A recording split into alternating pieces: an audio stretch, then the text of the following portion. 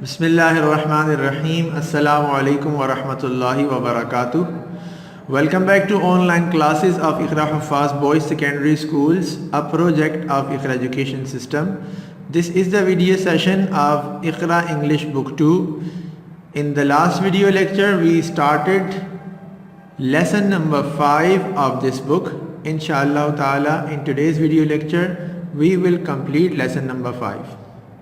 Dear students, Iqra English book 2 की एक और वीडियो में हम मिल रहे हैं और इससे पिछली वीडियो में हमने लेसन नंबर 5 इस बुक में स्टार्ट किया था। उसकी एक्सरसाइजेस भी कुछ सॉल्व की थी और रीडिंग एक्सप्लेनेशन भी टेक्स्ट की हमने की थी। आज की वीडियो में इंशाअल्लाह ताला जो रिमेनिंग पार्ट है लेसन नंबर 5 का, उसको इंशाअल्लाह ताला कंप्लीट करेंगे और जो उसमें एक्सरसाइजेस हैं वो भी साथ साथ सॉल्व करते जाएंगे। तो चलिए चल के देखते हैं पेज नंबर 54 पर। रीडिंग कॉम्प्रीहेंशन में एक्सरसाइज है कॉम्प्रीहेंशन की। Exercise 1, choose the correct meaning from the words given below. नीचे जो वर्ड्स दिए हुए हैं इनकी ऊपर इंग्लिश मीनिंग दी हुई है। आपको वैसे तो हम उर्दू मीनिंग लिखवाते हैं, लेकिन यहाँ पर प्रैक्टिस के लिए आपको कुछ इंग्लिश वर्ड्स दिए हुए हैं जो इन्हीं वर्ड्स की मीनिंग में इनके सिनोनिम्स बनते हैं। इनके जैसे दोनों की मीनिंग एक बनती हैं और दोनों एक दूसरे की जगह यूज़ होते हैं। मैंने ऐसा किया है स्टूडेंट्स कि आपकी आसानी के लिए यहाँ पर इंग्लिश वर्ड्स के ऊपर उनकी मीनिंग लिख दी है ताकि आप उसको देखकर सही तरह समझ सकें और वर्ड्स और उनकी मीनिंग को मैच कर सकें। ठीक है, इंग्लिश मीनिंग को। फॉर एग्ज़ाम्पल देखिए, यहाँ पर वर्ड है डिसओबे और इंग्लिश मीनिंग लिखी, उर्दू मीनिंग में लिखी है खिलाफ वर्जी। ठीक है, इसी तरह पॉज, रुकने का मकाम या रुकने की हालत। ठीक है, इसी तरह लाइन, कतार, नोटिसेबल, वाज़ेह, स्टिल, ठहरी हुई, गेट ऑन, सवार होना। ठीक है, अब यहाँ पर वर्ड्स के ऊपर भी मैंने उर्दू में मीनिंग लिखी हुई है। देखिए, वायोलेट, खिलाफ वर्जी, क्यू, कतार, बोर्ड, सवार होना, विजिबल, वाज़ेह, हाल्ट, रुकने की हालत और स्टेशनरी, ठहरी हुई। तो अब देखिए, पहला वर्ड डिसओबे, इसकी मीनिंग है खिलाफ वर्जी करना उर्दू में। तो डिसओबे की मीनिंग भी खिलाफ वर्जी, वायोलेट की भी खिलाफ वर्जी। तो वायोलेट की इंग्लिश मीनिंग डिसओबे हो सकती है, हम यहाँ पर इसको लिख देंगे। ठीक है, नंबर 2 पे विजिबल का मतलब वाजे और नोटिसेबल का मतलब भी वाजे लिखा हुआ है। तो नोटिसेबल विजिबल की इंग्लिश मीनिंग बन सकती है। तो इस वर्ड नोटिसेबल को हम यहाँ सामने लिख देंगे। इसके बाद नंबर 3, क्यू, इसका मतलब कतार और ऊपर वर्ड है लाइन, इसका मतलब भी कतार। तो लाइन वर्ड क्यू वर्ड की इंग्लिश मीनिंग बन सकती है। तो इसको यहाँ पर लिख देंगे, लाइन वर्ड को यहाँ पर क्यू के सामने लिख देंगे। ठीक है, नंबर 4 पर है हाल्ट, रुकने की हालत, और पॉज मैंने बताया था रुकने का मकाम या रुकने की हालत। तो पॉज वर्ड हाल्ट की इंग्लिश मीनिंग बन सकती है। तो इस वर्ड को यहाँ पर हम लिख देंगे। इसके बाद बोर्ड, बोर्ड का मतलब सवार होना, और गेट ऑन मतलब भी सवार होना। तो गेट ऑन को हम बोर्ड के सामने लिख देंगे। लास्ट है स्टेशनरी, ठहरी हुई, और हमारे पास वर्ड है स्टिल, इसकी मीनिंग भी है ठहरी हुई। तो स्टिल वर्ड को स्टेशनरी के सामने हम लिख देंगे। ठीक है, इसके बाद नेक्स्ट में हमारे पास एक्सरसाइज नंबर 2 आती है और एक्सरसाइज 2 में हमारे पास क्वेश्चंस हैं जिनके हमने आंसर्स डिस्कस करने हैं, आंसर्स लिखने हैं। नंबर 1 पर आंसर क्वेश्चन नंबर 1 है, why do many people lose their lives while crossing the road. कि क्यों लोग बहुत सारे अपनी ज़िंदगी से हाथ धो बैठते हैं जब वो रोड क्रॉस कर रहे होते हैं। तो हमने पढ़ा था, it happens because they violet traffic rules, इसलिए कि वो लोग ट्रैफिक रूल्स की खिलाफ वर्जी करते हैं तो उनके हादसात हो जाते हैं। नंबर 2 पर है, why should children cross a road in a group. के चिल्ड्रन रोड जब क्रॉस करते हैं तो उनको ग्रुप में क्यों रोड क्रॉस करना चाहिए। तो हमने पढ़ा था, a group is more visible than a person. कि जो ग्रुप है वो एक आदमी के मुकाबले में ज़्यादा वाज़ेह होता है। ज़्यादा लोग जब एक साथ मिलकर रोड क्रॉस कर रहे होते हैं तो कार ड्राइव करने वाले को या बाइक राइडर्स को नज़र आ जाता है कि बहुत सारे लोग रोड पर आए हुए हैं क्रॉस करने के, तो वो खुद ब खुद अपनी स्पीड कम कर लेते हैं और रुक जाते हैं। Number 3, why should we not make a noise in the van, कि हमें अपनी वैन में क्यों शोर नहीं करना चाहिए। तो इसका आंसर हमने लिखा है we should not make a noise because noise can disturb the driver, कि अगर हम नॉइज़ करेंगे, शोर मचाएंगे वैन में, तो उससे ड्राइवर डिस्टर्ब हो सकते हैं और अल्लाह ना करे हादसा पेश आ सकता है। नंबर 4 पर हमारे पास क्वेश्चन है why write any 2 traffic rules to cross the road safely, कि हमने कोई से भी 2 ट्रैफिक रूल्स लिखने हैं जिनकी वजह से हम हिफाजत के साथ रोड क्रॉस कर सकते हैं। तो हमने लिखा है cross only when the road is clear, एक बात, और दूसरा हम लोग लिखेंगे follow the traffic lights, traffic lights को फॉलो करें और सिर्फ उस वक्त रोड क्रॉस करें जब रोड खाली हो। लास्ट क्वेश्चन है एक्सरसाइज 2 का, what did the students promise to do, कि स्टूडेंट्स ने क्या वादा किया अपने टीचर से कि वो करेंगे। स्टूडेंट्स प्रॉमिस टू डू के अंदर हमने इसका आंसर लिखा है the students promised to follow those rules for safety on road, कि स्टूडेंट्स ने वादा किया था कि रोड वगैरह पर जो हिफाजत के रूल्स बताए गए हैं उन रूल्स को वो फॉलो करेंगे। स्टूडेंट्स, मैंने आपको वर्बली तो क्वेश्चन के आंसर्स बता दिए हैं, मैं अभी आपको बोर्ड पर भी क्वेश्चन के आंसर्स लिखे हुए दिखा देता हूं ताकि आपके लिए बहुत ज़्यादा आसानी हो जाए और आपको लिखे हुए आंसर्स मिल जाएं तो आप अच्छी तरह से वहां से देखकर लिख सकते हैं। डियर स्टूडेंट्स, देखिए क्वेश्चंस के आंसर्स आपके सामने मौजूद हैं एक्सरसाइज नंबर 2 के लेसन 5 में।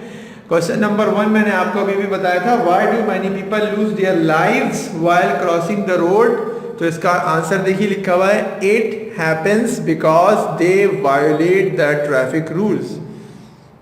इसके बाद नंबर 2 क्वेश्चन है why should children cross a road in a group. तो उसका आंसर लिखा हुआ है कि a group is more visible than a single person. ठीक है। इसके बाद नंबर 3 पर है why should we not make a noise in the van. तो उसका आंसर लिखा हुआ है we should not make a noise because noise can disturb the driver, के नॉइस की वजह से ड्राइवर डिस्टर्ब हो सकता है। नंबर 4 पर है write any 2 traffic rules to cross the road safely. मैंने आपको बताए थे वही वाले रूल्स हमने यहाँ लिखे हुए, देखिए cross only when the road is clear, एक रूल हो गया। दूसरा rule follow the traffic lights, के ट्रैफिक लाइट्स को फॉलो करें। इसके बाद नंबर 5 पर क्वेश्चन लास्ट है what did the students promise to do. तो हमने यहाँ आंसर लिखा है the students promised to follow those rules for safety on road. ठीक है। तो स्टूडेंट्स ने ये प्रॉमिस किया था अपने टीचर से कि वो उन रूल्स को फॉलो करेंगे जिनकी वजह से वो रोड पर महफूज रह सकते हैं हादसा से। ठीक है स्टूडेंट्स, चलिए अब मैं आपको एक्सरसाइज नंबर 2 के बाद एक्सरसाइज 3 दिखाऊंगा और फिर एक्सरसाइज 4 हम सॉल्व करेंगे और उसके बाद हम सो ऑन चलते जाएंगे। एक्सरसाइज 3 में हमारे पास ट्रू और फॉल्स है, लिखा है put tick for correct statement and put cross for false statement. जो सही स्टेटमेंट होगा उसके लिए टिक लगाएंगे, जो गलत होगा उसके लिए क्रॉस बनाएंगे। स्टेटमेंट नंबर 1 है cross the road from the zebra crossing, कि जेब्रा क्रॉसिंग से रोड को क्रॉस करना चाहिए, ये बिल्कुल सही बात है, टिक कर देते हैं। इसके बाद है look straight before crossing the road, बिल्कुल सीधा देखना चाहिए रोड क्रॉस करने से पहले, ये बात गलत है, बल्कि लेफ्ट और राइट पर देखना चाहिए ताकि कोई गाड़ी आ रही हो तो हम वेट कर लें उसके गुजरने का। तो ये स्टेटमेंट गलत है, मैंने इस पर क्रॉस बना दिया। Always walk along the left side of the road, हमेशा रोड के उल्टी सिमत में चलना चाहिए। तो ये बात भी सही है, हमने बुक में ऐसे ही पढ़ा है कि always walk along the left side of the road, तो इसको हम टिक कर देंगे क्योंकि ये स्टेटमेंट सही है। इसके बाद number 4, at the van stand always follow the queue. Van stand पर जब हम होंगे तो क्यू को फॉलो करना है, ये बात बिल्कुल सही है। अगर हम लाइन का ख्याल रखेंगे तो सब बच्चे सहूलत के साथ वैन में सवार हो सकेंगे। नंबर लास्ट है, put any part of your body outside a moving और स्टेशनरी वैन, कि आपको खड़ी हुई या चलती हुई वैन से अपनी बॉडी का कोई भी पार्ट निकालना चाहिए, जबकि ऐसा नहीं है। हमने पढ़ा कि हमें वैन से कोई भी बॉडी पार्ट बाहर नहीं निकालना चाहिए, चाहे वैन रुकी हुई हो या वैन चल रही हो, क्योंकि इन दोनों कंडीशंस में हादसात होते हैं और हो सकते हैं। ठीक है, चलिए स्टूडेंट्स, इसके बाद हम थोड़ी देर के लिए एक्सरसाइज 4, चूँकि हमारे सामने इसमें वर्ड्स के सेंटेंसेस बनाने होते हैं, मैं अभी आपको बोर्ड पर दिखाऊंगा, इसको थोड़ी देर के लिए स्किप करते हैं और देखते हैं एक्सरसाइज नंबर 5। इसमें क्या है, choose the suitable antonyms from the word list, कि जो वर्ड्स हैं हमारे पास ये, इनके एंटोनिम्स, एंटोनिम्स मतलब ऑपोजिट, उलट, वो हमने तलाश करके लिखनी है। और उसके लिए मैंने आसानी के लिए आपके यहाँ पर मीनिंग लिख दी है हर एक के। लूज मतलब ज़ाया करना, और हाल्ट मतलब रुकने की हालत, पेडिस्ट्रियन मतलब पैदल चलने वाला, पैरवी मतलब फॉलो करना, मूविंग मतलब चलती हुई। यहाँ पर जो वर्ड्स हैं, निगलेक्ट का मतलब नज़रअंदाज करना या लापरवाही करना या पैरवी ना करना, और स्टेशनरी मतलब रुकी हुई, और सेव मतलब महफूज या सेव का मतलब ज़ाया ना करना, और राइडर मतलब सवार, और यानी सवार से मुराद जो बंदा किसी सवारी पर हो, पैदल ना हो, और स्टार्ट का मतलब आगाज़ करना यानी शुरू करना किसी चीज़ को। ठीक है, और सफ़र का आगाज़ करना यानी कि रुकने की हालत से चल पड़ना। ठीक है, तो अब देखिए, सबसे पहले तो वर्ड निगलेक्ट, पैरवी करना, यहाँ फॉलो, और निगलेक्ट नज़रअंदाज करना। तो हम फॉलो की इंग्लिश मीनिंग में निगलेक्ट, इंग्लिश की ऑपोजिट में, मीनिंग में नहीं, फॉलो की एंटोनिम्स में ऑपोजिट में हम निगलेक्ट लिख देंगे। यहाँ पर फॉलो की ऑपोजिट, फॉलो का एंटोनिम निगलेक्ट। और स्टेशनरी मतलब रुकी हुई, तो मूविंग चलती हुई, इसकी एंटोनियम में हम स्टेशनरी को लिख देंगे यहाँ पर मूविंग की जगह। और इसके बाद सेव महफूज, इसको हम लूज के ऑपोजिट लिख देंगे। लूज मतलब किसी चीज़ का ज़ाया हो जाना, ज़ाया कर देना, और सेव का मतलब महफूज कर लेना, महफूज हो जाना। तो यहाँ पर इसको हम सेव को लूज के एंटोनियम में लिख देंगे। इसके बाद राइडर सवार, पेडिस्ट्रियन हमारे पास वर्ड है पैदल चलने वाला, और राइडर मतलब सवार, तो राइडर को हम पेडिस्ट्रियन की ऑपोजिट में लिख देंगे। और लास्ट वर्ड है स्टार्ट, यानी रुकने की हालत से चल पड़ना, तो स्टार्ट को हम हाल्ट की ऑपोजिट में यहाँ पर लिख देंगे। ठीक है स्टूडेंट्स, आई होप कि ये भी आपको क्लियर हो गया होगा। इसके बाद नेक्स्ट में एक्सरसाइज नंबर 6 है, बहुत ही सिंपल एक्सरसाइज है।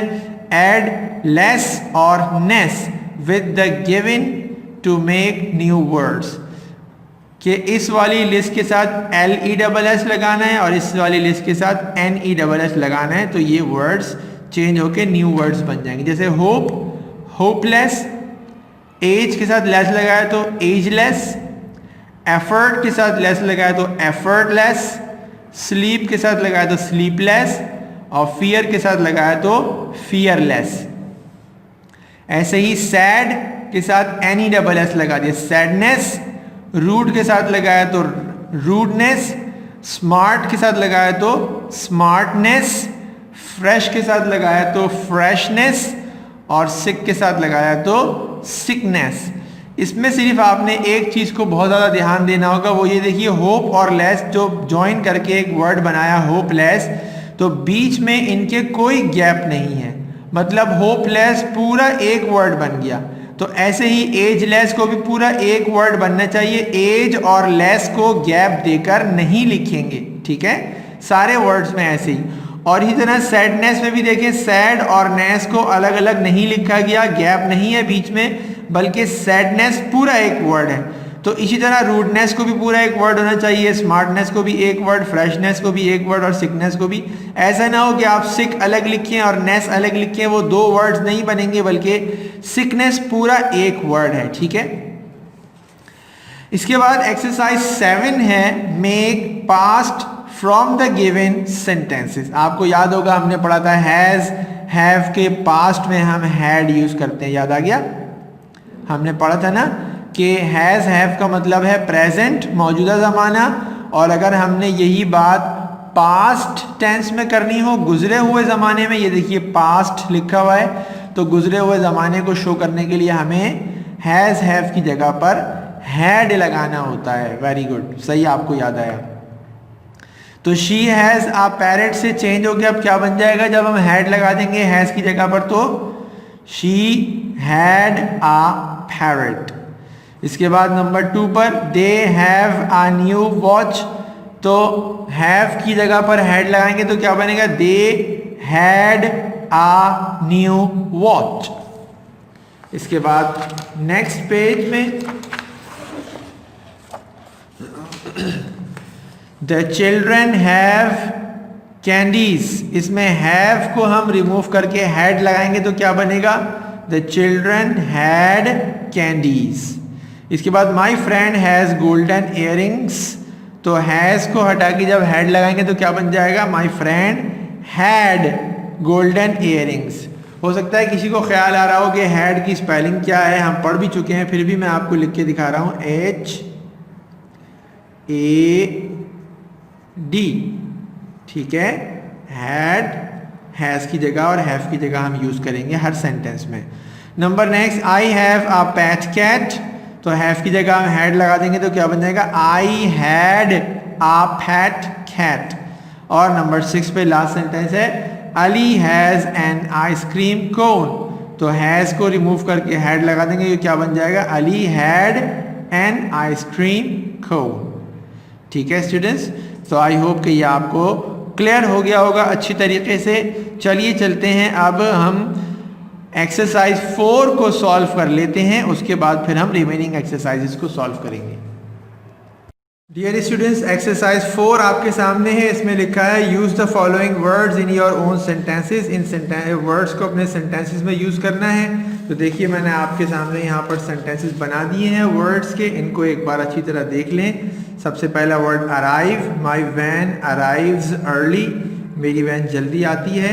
Stationary, that is a stationary van, ये एक रुकी हुई वैन है। Visible, this light is visible. Number 4 पर है बोर्ड, दे बोर्ड इन बस। और नंबर लास्ट पर है फॉलो, इसका सेंटेंस बनाया आई फॉलो ट्रैफिक रूल्स। ठीक है, तो आप यहाँ पर वीडियो को पॉज करके ये अब सेंटेंसेस अपने पास नोट डाउन कर सकते हैं, कॉपी कर सकते हैं। इसके बाद नेक्स्ट में हमारे पास वर्ड बैंक के वर्ड्स हैं, इसमें डिफरेंट वेरिएबल्स के, पहनने वाली चीज़ों के नेम्स भी हैं, उनकी पिक्चर्स भी हैं। सॉक्स पिक्चर बनी हुई है, T shirt, shoes, trousers, gown, jacket, frock, scarf, gloves, apron, coat और मफलर। ठीक है, अब इसके बाद आपको टास्क ये दिया गया है कि आपको 10 ट्रांसपोर्ट के ज़राए, ऐसी चीज़ें जिनको ट्रांसपोर्ट के लिए इस्तेमाल किया जाता है, उनमें से 10 के आपको नाम लिखने हैं।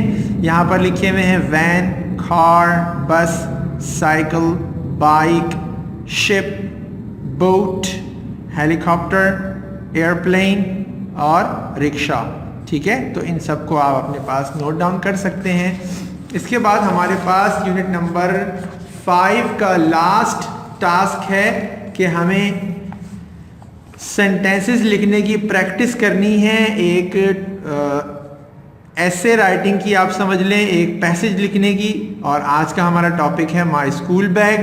इसमें हमको ब्लैंक्स को फिल करना है ताकि हमारे पास एक पूरा सेंटेंसेस का बंच बन जाए, हमारे पास बहुत सारे सेंटेंसेस बन जाए। वो हमारे बने हुए हैं। देखिए इसमें हमारे पास ऑप्शन दिए हुए हैं कलर के लिए, डिफरेंट कलर्स लिखे हुए हैं। अपीरियंस के लिए बहुत सारे अपीरियंसेस डिफरेंस लिखे हुए हैं, साइज लिखे हुए हैं, शेप लिखे हुए हैं, टेक्सचर लिखे हुए हैं। इसके बाद प्राइस और बेनिफिट्स इसके लिखे हुए हैं। ठीक है, तो हमें ज़रूरी नहीं है इसमें से हर एक को यूज़ करना। देखिए मैंने किस तरह लिखा है, आप भी इसको इस तरह से अपने पास सेव कर सकते हैं। फॉर एग्जाम्पल नंबर 1 पे लिखा है I have a school bag. Number 2 पे उसका कलर बताया, इट इज़ ब्लैक। नंबर 3 पर इसका अपीयरेंस बताया, इट इज़ स्टाइलिश। नंबर 4 पर इसका साइज बताया, इट इज़ मीडियम। इसके बाद इसका शेप बताया, इट इज़ रेक्टेंगुलर। इसके बाद इसका टेक्सचर बताया, इट इज़ कॉटनी। इसके बाद इसके प्राइस बताया, इट इज़ चीप। कॉटनी का मतलब होता है कि कॉटन से बना हुआ, और चीप का मतलब होता है सस्ता। ठीक है। इट हैज़ मैनी पॉकेट्स, इसमें बहुत सारी पॉकेट्स हैं, बहुत सारी जेबें जिसको आप कहते हैं बैग में होती हैं। It I like it very much, इसमें कुछ लिखना नहीं था। इसके बाद it is a blessing of Allah सुब्हानहू व तआला। डेफिनेटली जो कुछ भी हमारे पास मौजूद है वो सब अल्लाह ताला की देन है, अल्लाह की नेमतें हैं। अगर अल्लाह ताला चाहें तो हमें नेमतें दें, अगर ना चाहें तो वो हमें कुछ भी ना दें। वी कैन नॉट ब्लेम, हम कोई भी ब्लेम नहीं कर सकते। अल्लाह का बहुत बहुत शुक्र है कि हम में से हर एक के पास अल्लाह ताला की बहुत सारी नेमतें हैं, लेकिन हमारी अल्लाह से दुआ है कि अल्लाह ताला हमें और अपनी नेमतों से नवाजते रहें और हम शुक्र अदा करते रहें, नेमतों को सही तरीके से एहतियात से इस्तेमाल करते रहें, उनको ज़ाया ना करें। नेमतों को ज़ाया करने से नेमतें छिन जाती हैं। So dear students, this is the end of today's video session and I hope you have clearly understood the remaining part of lesson number 5. आज की वीडियो अपने अख्तिताम को पहुंची है और मुझे उम्मीद है कि इंशाअल्लाह ताला लेसन नंबर 5 का जो हिस्सा हमारा रह गया था और जो हमने आज की वीडियो में कवर किया, मुझे उम्मीद है कि उसमें से सारा काम, सारी एक्सरसाइजेज इंशाअल्लाह ताला आपको समझ में आ चुकी होंगी। और जो काम आप लोगों को मैंने इसमें वीडियो में सॉल्व कराया है या सॉल्व किया हुआ दिखाया है वो भी आपने अपनी बुक में कर लेना है, टाइम नहीं लगाना। और इसके अलावा जो काम मैंने सॉल्व नहीं किया, सिर्फ वर्बली बताया है, आपको सॉल्व करने के लिए दिया है, तो आपने उसको अपने पास सॉल्व कर लेना है। इंशाअल्लाह ताला इसकी PDF भी आपको बहुत जल्द मिल जाएगी। Take very good care of yourselves and do your work in time. Remember me in your prayers. Assalamu alaikum wa rahmatullahi wa barakatuh.